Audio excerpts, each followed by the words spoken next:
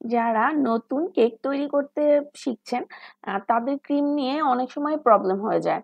আমার কাছে অনেকেই ক্লাস করতে আসে যাদের হচ্ছে ক্রিমটা স্টিফ হয় না। বেশিরভাগ সময় এখন সবাই হুইপ ক্রিম দিয়ে কাজ করতে বেশি স্বাচ্ছন্দ্য বোধ করেন। হুইপ ক্রিম কেনার ক্ষেত্রে অবশ্যই ফ্রোজেন হুইপ ক্রিম কিনবেন, যেটি আপনারা ইউজ করার পরে বাকি বাকি ক্রিমটুকু ডিপ ফ্রিজে স্টোর করতে পারেন। ডিপ ফ্রিজ থেকে ক্রিমটা বের করে যতটুকু পরিমাণ ক্রিম বিট করবেন ততটুকু পরিমাণ ক্রিম একটি বাটিতে তুলে নিয়ে বাকি ক্রিমটা আবার ডিপ ফ্রিজে স্টোর করবেন। আর যেই ক্রিমটুকু তুলে নিয়েছেন সেটি নর্মাল ফ্রিজে ঠান্ডা হওয়ার জন্য রেখে দেবেন।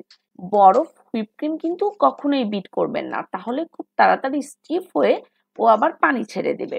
হুইপ ক্রিমটি যখন লিকুইড হয়ে যাবে তখন বিট করবেন, কিংবা আপনি স্প্যাচুলা দিয়ে এটি বরফটা ছাড়িয়ে লিকুইড করে নিতে পারেন। হুইপ ক্রিম মজাদার করার জন্য এবং সুন্দর স্টিফ হওয়ার জন্য 2-3 টেবিল চামচ গুঁড়া দুধ অ্যাড করে দিতে পারেন। তারপরে ক্রিমটা বিট করা শুরু করবেন মাঝারি স্পিডে। ক্রিমটা যখন একটুখানি স্টিফ হয়ে আসবে তখন আপনি এতে আইসিং সুগার অ্যাড করে দেবেন এবং আবার বিট করতে শুরু করবেন।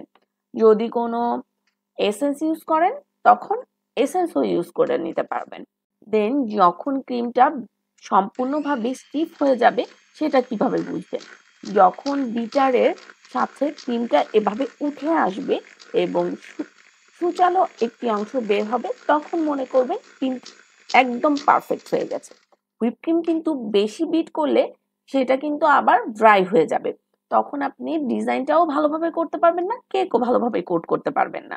এবং ক্রিম কেকে লাগানোর আগে অবশ্যই নর্মাল ফ্রিজে কিছুক্ষণ রেখে তারপরে কেক কোট করবেন।